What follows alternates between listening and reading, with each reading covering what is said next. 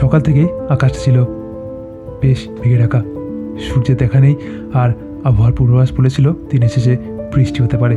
কিন্তু ভ্রমণের সবচেয়ে সুন্দর জিনিসই হলো এটা, সব কিছু পরিকল্পনা অনুযায়ী না হওয়া। তাই মেঘলা আকাশ আর অনিশ্চিত আবহাওয়াকে সঙ্গী করে আজ বেরিয়ে পড়েছি পিক ডিস্ট্রিক্টের অন্যতম বিখ্যাত পাহাড় ম্যামটনের উদ্দেশ্যে। জানি না চূড়ায় পৌঁছে কী অপেক্ষা করছে, দুরন্ত ভিউ, ঘন মেঘ নাকি বৃষ্টি। তবে একটা জিনিস নিশ্চিত, আজকের জার্নিটা স্মরণীয় হতে চলেছে। চলো শুরু করা যাক আজকের গল্প। সবার আগে আমি তোমাদের ভ্রমণসঙ্গী সায়ক, সবাইকে জানাই ভ্রমণ আড্ডা ব্লগের নতুন এক গল্পে স্বাগত। ওয়েদার ফোরকাস্টকে উপেক্ষা করেই শুরু হলো লন্ডন থেকে একটা 5 ঘন্টার ট্রেন জার্নি, যেখানে লন্ডন থেকে আমি প্রথমে যাব শেফিল্ড, আর শেফিল্ড থেকে করতে হবে একটা ট্রেন চেঞ্জ। রাস্তাটা একটু কনফিউজিং হওয়ায় আমি তোমাদের সঙ্গে রোড ম্যাপটা শেয়ার করছি। স্টেশনের প্ল্যাটফর্ম থেকে বেরিয়ে বাঁদিকে তোমরা একটা পাবে ক্যাফে। সেই ক্যাফেটা থেকে আরেকটু এগিয়ে গিয়ে রাস্তার ডান ফুট ধরে যদি হাঁটতে থাকো, কিছুটা হাঁটার পর দেখতে পাবে এই ফার্মটা। আর এই ফার্মটা থেকে শুরু হয় ম্যামটনের উদ্দেশ্যে সামিটের রাস্তা। তো এই রাস্তা দিয়ে সোজা হাঁটলেই তোমরা পৌঁছে যাবে ম্যামটনের। 1 জুন 2026, এখন ঘড়ির সময় বলছে বেলা এক্স্যাক্টলি 1টা বাজে। আমি এইমাত্র এসে পৌঁছলাম এই ইডেল বলে একটা স্টেশন, যেটা ইংল্যান্ড পিক ডিস্ট্রিক্ট ন্যাশনাল পার্কের আন্ডারে আসে। এখানে এসেছি, নাম শুনে বুঝতে পারছো পিক। তো আবার এক পাহাড় চড়া, এটা পিক ডিস্ট্রিক্টের একটা অন্যতম নাম করা পিক, ম্যামটর, MAM ম্যামটর। তো সেই রাস্তার দিকে ধরে এগোচ্ছি, দেখা যাক কতক্ষণ শেষ করে দেয়। আর ওয়েদার আপডেট, আকাশ দেখছো মোটামুটি মেঘলা, কিন্তু যখন আমি বাড়ি থেকে সকালে বেরিয়েছিলাম 8টা নাগাদ আমি লন্ডন থেকে, তখন মেঘ ছিল না, রোদ ছিল, যে কারণে আমি কোনো জ্যাকেট বা কিছু নিয়ে আসিনি। এটা একটা বড় ভুল আজকের দিনের। আর যতক্ষণ আমি এখানে এসে পৌঁছলাম হালকা হালকা বৃষ্টি হচ্ছে। সেলফ সার্ভিস দোকান বলা যেতে পারে এটা। এটা বিভিন্ন জায়গায় দেখা যায়। এটা আসলে এই এরিয়াটা হচ্ছে পুরোটাই ফার্ম এরিয়া, যে কারণে এখানে কোনো দোকান সেভাবে নেই। আর ফার্মের এই জিনিসপত্র টুকটাক এখানে রাখা আছে, আর তার দামের লিস্টও রাখা আছে। যেটা তোমার দরকার সেই দামের ক্যাশ ওখানে রেখে তুমি তোমার প্রয়োজনীয় জিনিসটা নিয়ে নিতে পারো। এখানে নামার পর আমি ম্যাপ ফলো করছি টুয়ার্ডস হলিং ক্রস। দেখা যাক কতক্ষণ লাগে। ম্যাপে দেখাচ্ছে সময় লাগবে এখান থেকে 25 থেকে 30 মিনিট। তো অলরেডি আমি 10 মিনিট মতো হেঁটে ফেলেছি। দেখা যাক কতক্ষণ লাগে। ওয়েদারের অবস্থা ধীরে ধীরে খারাপ হচ্ছে, জানি না কী হবে। রাস্তা দুধারে ফার্ম, তার মধ্যে দিয়ে পিচের রাস্তা আছে, কোনো ভাঙাচোরা রাস্তা না, বেশ ভালো রাস্তা, তবে একটু চড়াই, উপরের দিকে উঠতে হচ্ছে।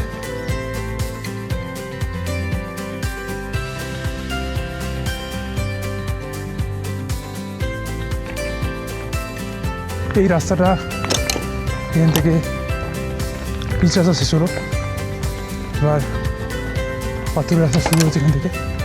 আসলে এখানে কর্নারে বোধহয় কোনো ফার্ম হাউস আছে, যে কারণে এই পর্যন্ত গাড়ি আসে। তো একটা গাড়ি এক্ষুনি এলো, তাই আমি বুঝতে পারলাম। তারপর থেকে রাস্তাটা ঘুরে পাহাড়ের মধ্যে দিয়ে শুরু হয়েছে রাস্তা।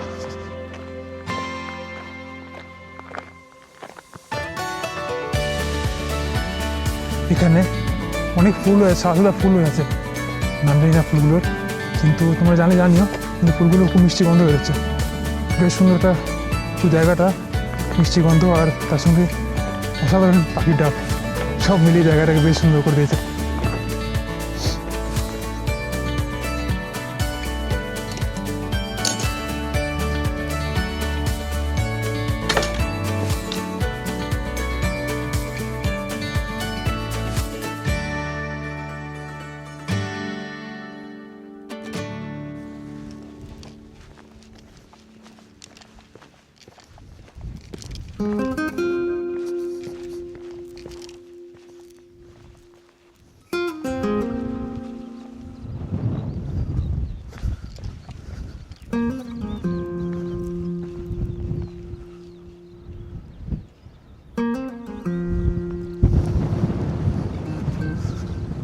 আসলে আজকে যেহেতু সোমবার সেই কারণে আর কি একটু ফাঁকা, কিন্তু এখানে উইকেন্ডে আসলে প্রচণ্ড ভিড় হয়।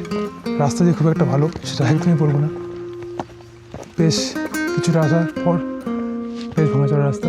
এখানে এই স্তম্ভটা, এটা হচ্ছে টম হেতি বলে একজন ছিলেন, যার নাম অনুসরণে একটা এখানে স্তম্ভ বানানো আছে। এবার আমরা যাব এদিকে সামনের দিকে।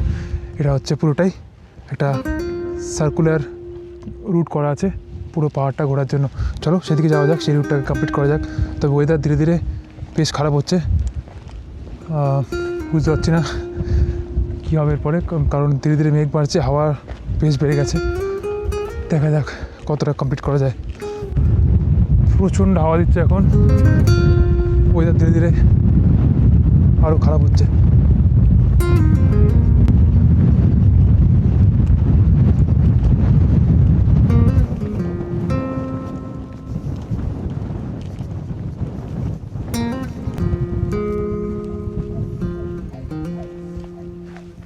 আচমকা ওয়েদার চেঞ্জ হয়, সব কিছু উলটপালট হয়ে যাচ্ছে। এবার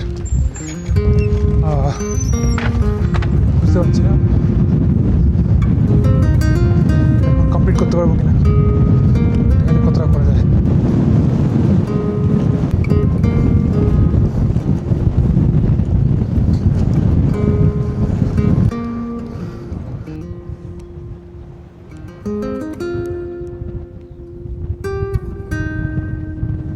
এবার রাস্তাটা হয়তো একটু খাড়াই, কিন্তু খুব একটা তাও খাড়াই না, চলে যায়। হাওয়া এমন পুশ করছে যে কারণে তাড়াতাড়ি হাঁপিয়ে দিচ্ছে।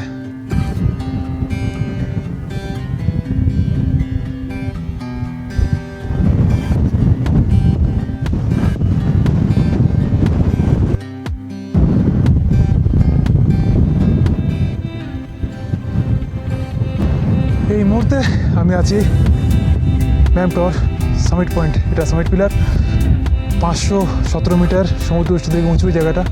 তবে আজকে ওয়েদার খারাপ হওয়ার কারণে বেশিক্ষণ এখানে দাঁড়ানো যাবে না, বৃষ্টি শুরু হবে দেখা যাচ্ছে কিছুক্ষণের মধ্যে, তাড়াতাড়ি এখান থেকে নামতে হবে। আর প্রচণ্ড হাওয়া দিচ্ছে, বেশ অনেকক্ষণ হলে এসেছি। জায়গাটাতে উপভোগ করা যাচ্ছে না ঠিক করে, এত প্রচণ্ড হাওয়া চলছে, সেই হাওয়ার কারণে বেশ প্রবলেম হচ্ছে উপভোগ করতে। তবে ওয়েদার ফোরকাস্ট দেখাচ্ছে আর ওয়েদার ধীরে ধীরে খারাপ হবে, তাই আমি পুরো সার্কুলার রুটটা কমপ্লিট করতে পারছি না, কারণ ওই দিকে গেলে ওই পাশটায় রাস্তাটা আরও বেশি খারাপ, আরও বেশি চড়াই উতরে আছে, তো সেই দিকটা আমি নিচ্ছি না আপাতত। তবে এই জায়গাটাকে আমি এইভাবে ছেড়ে যেতেও পারছি না, জায়গা আমি জাস্টিফাই করতে পারছি না। এত সুন্দর একটা জায়গা, একটু হাওয়াটা কমলে আরও ভালোভাবে উপভোগটা করা যায়। যাই হোক, দেখা যাক, হয়তো কিছুক্ষণ ওয়েট করবো। যদি হাওয়ার প্রেশার, হাওয়াটা যদি কমে তাহলে চেষ্টা করবো একবার দিকে যাওয়ার, নাহলে আমাকে নিচের দিকে নামতে হবে। দেখা যাক কী করা যায়। ওয়েদার আরও খারাপ হয়ে যাচ্ছে, এখানে আর দাঁড়ানো যাবে না, এবার আমাকে সত্যি নিচের দিকে নামতেই হবে, কারণ হাওয়ার প্রেশার অনেক বেড়ে গেছে, ধীরে ধীরে ঝিরিঝিরি বৃষ্টি হচ্ছে। এখানে দাঁড়ানোর কোনো জায়গা নেই, হঠাৎ করে বৃষ্টি বেশি নেমে গেলে দাঁড়িয়ে দাঁড়িয়ে ভিজতে হবে, কিছু করা থাকবে না, থেকে বেটার নিচের দিকে যাওয়া যাক, দেখা যাক। আর তো হাওয়া এবার প্রচণ্ড ঠান্ডা লাগছে, আমি কোনো জ্যাকেট পরে কিছু আনিনি, এখানে নিয়ে সকালে।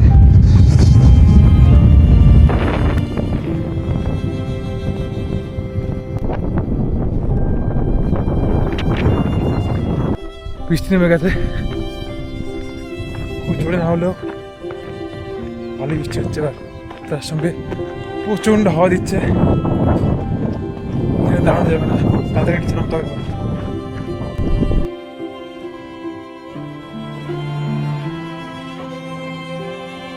ঠিক তখনই বুঝলাম ফোরকাস্ট ভুল ছিল না। হালকা বৃষ্টি শুরু হলো, আর এই মুহূর্তের পুরো পথটা যেন অন্য রূপ নিয়ে নিল। যেটাকে আমরা সাধারণত ব্যাড ওয়েদার বলি, আজ সেটাই একটা ট্রেকের সবচেয়ে সিনেমাটিক করে তুলল। ভেজা মাটি, মেঘে ঢাকা ভ্যালি আর দূরের পাহাড়, সব কিছু যেন একটা সিনেমার মতো লাগছিল।